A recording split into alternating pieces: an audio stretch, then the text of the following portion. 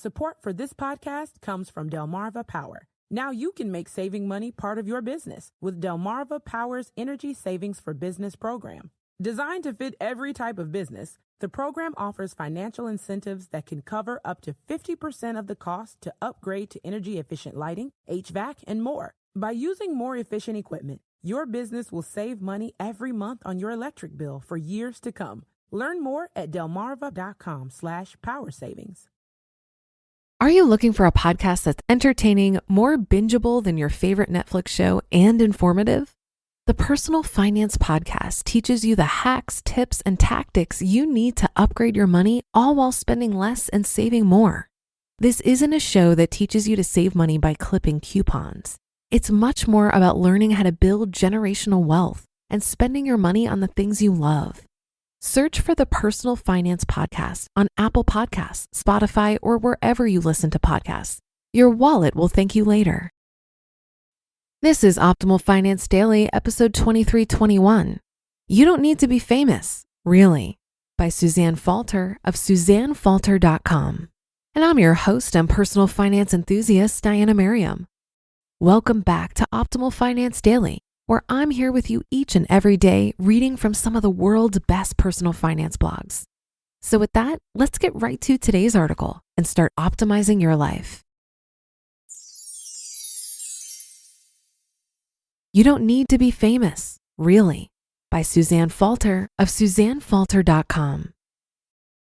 Whole Foods seemed an unlikely place to have a denouement. Yet here I was, sipping my cold brew in the homey little cafe and doing my best to evolve.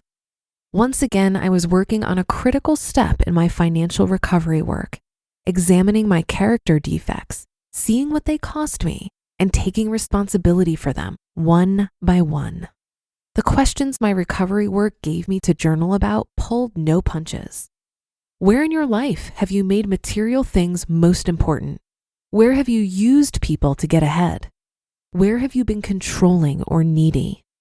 And the worst one of all, how has this affected your life and your relationships? It was slow work answering these questions, but it was also critical work because this was the stuff I avoided thinking about. Yet it was also the sludge that weighed me down, the toxic gray matter that silently suffocated. To know it was to heal it. I worked along, sipping my coffee and taking my time. One by one, I cataloged the moments in my life that filled me with shame, calling up banks in a panic or ranting at tellers like a loose cannon, wildly overcharging for my coaching work in search of money and validation, and pushing everyone around me to serve my agenda and mine alone. It was the German soldier catalog, as usual. I thought about my son when he was 6 years old, bounding up to my office after he got home from school, a little blonde guy bursting with love and eager to play. Instead of taking a 20-minute break to have some fun, I would tell him firmly, "Mommy has to work. You can be in my office, but only if you do your homework." The fact was, Mommy was just a little too self-important back then to show her son the kindness and love he deserved on those weekday afternoons. I could have taken a half an hour break to spend time with him, but I didn't.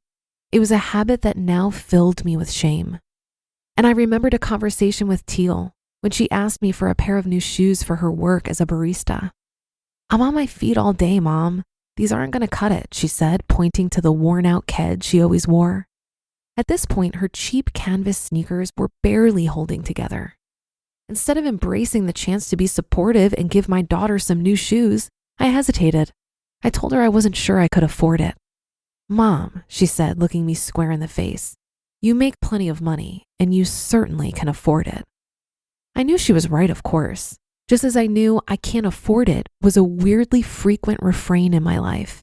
Even when I was earning hundreds of thousands of dollars every year, even when the rational part of my brain knew it wasn't true. Then there was my wild overspending on my business. Going through the books made me shake my head. $18,000 for an audio crew in the back of a workshop for 100 people. $5,000 for a wardrobe consultant to make me look professional. What in God's name had I been thinking? It's only money, I told myself at the time. In fact, it was grandiosity and total overkill, and it was insane. Before recovery, a fog of oblivion descended on me when I thought about my money. Rather than check my bank balances, I'd guess at them, honestly believing I had a second sense that knew exactly how much I had in the bank at any given time. Such vagueness meant I could spend money however and whenever I wished, without apparent consequences, except for the part that there were always consequences, bad ones. This habit kept me mired in debt throughout my adult life. At the same time, I'd overworked compulsively as well, with a relentless driven pace that burned through reasonable time. When I was working, I demanded miracles from myself instantly or at the very latest overnight. I expected the same from my assistants, which explained why I'd cycled through 8 of them in 6 years. The list of my transgressions was long and gnarly. Still, it felt good to finally face them and write them all down. For now, I could begin to understand what drove these habits, and I could take responsibility where I'd caused harm, make my amends, and so forgive myself, just as God already had. I stirred my coffee as I sat there in the cafe, mulling over my list. In the end, all of it had been motivated by need, the need to be special, to be perfect, to be seen by the world. My appetite for recognition was voracious, and I stopped at nothing to get it, even ignoring my children's needs. Finally, I could see how relentlessly driven I had been. I looked out the window of Whole Foods to Bay Street, taking a breather from the insights that now fell like dominoes in front of me. My eyes fell on the billboard affixed to the building directly across the street. It nearly took my breath away. "You don't need to be famous to be unforgettable," the billboard read. In the picture, an adult and a child were bent in concentration together over a project. No, Suzanne, you don't need to be famous, nor do you need to be perfect, be a star, or be anything other than what you are right now. The fact is, you can just breathe and relax into the gift of this life.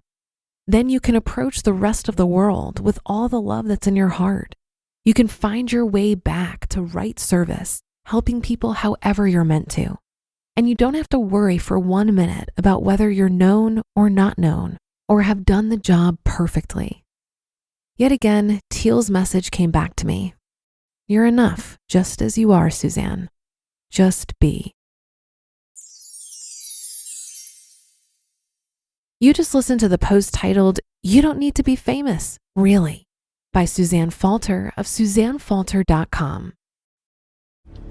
This episode is brought to you by the new Disney Plus original series, American-Born Chinese, which tells the story of Jin Wang, an average teenager dealing with the ups and downs of high school, only to find himself entangled in a battle with Chinese mythological gods. Based on the graphic novel by Jean Lewin Yang, the series explores culture, identity, and acceptance through the lens of adolescence. American-Born Chinese, premiering May 24, exclusively on Disney Plus.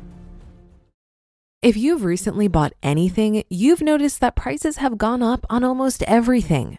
But with GoodRx, you can save on something particularly important, your prescription medications. GoodRx is the fast and free way to save up to 80% on the price of your prescriptions. All you need to do is search for your medication on the GoodRx website or app and show your discount at the pharmacy counter. It's that easy. Not to mention, GoodRx is accepted at all major pharmacies like CVS, Walgreens, and more. And even if you have health insurance, GoodRx may still beat your copay price. You know how much frugality means to me, how many ways I try to save, but never before have I seen a way to save on prescriptions. I've really loved GoodRx. It's extremely easy even for the older members of my family that I've recommended it to. So for simple, smart savings on your prescriptions, check out GoodRx. Go to goodrx.com/OFD. That's goodrx.com/OFD. goodrx.com/OFD. Wow, this article today really hit me right in the feels. I think it's a great example of how our money scripts, which are the deep beliefs we have about money that drive our behavior, can cause us to behave in ways we're not proud of. Money and what it represents can create a deep pit of shame for us. This is because whether we're aware of it or not, The way we spend any resource, whether it's our time, our energy, or our money, is a reflection of what we value. And if there's a discrepancy with the way we spend our resources and what we actually value deep down, this can create uncomfortable feelings. Suzanne clearly valued spending time with her children and supporting their ambitions, but she wasn't using her time and money this way because she seems to have some deep insecurities surrounding hard work and self-worth. But you know what's so cool about money? It is literally the only thing in life that you can completely mess up and have it still turn out totally fine. You can do everything wrong, lose all your money, file for bankruptcy, and still rebuild and come out on top. The same cannot be said for relationships or your health. In those two areas, you can do irreparable damage. So let us remember that money is a neutral, disinterested, objective, and dispassionate tool. It's not a goal, and it certainly isn't more important than your energy, your time, your relationships, and your health. I heard someone on a podcast say the other day, quote, "You can't heal what you hate," end quote. And I think that's relevant for today's post. Forgive yourself for your past mistakes with money and in life so that you can heal and move on, because your optimal life awaits, my friends.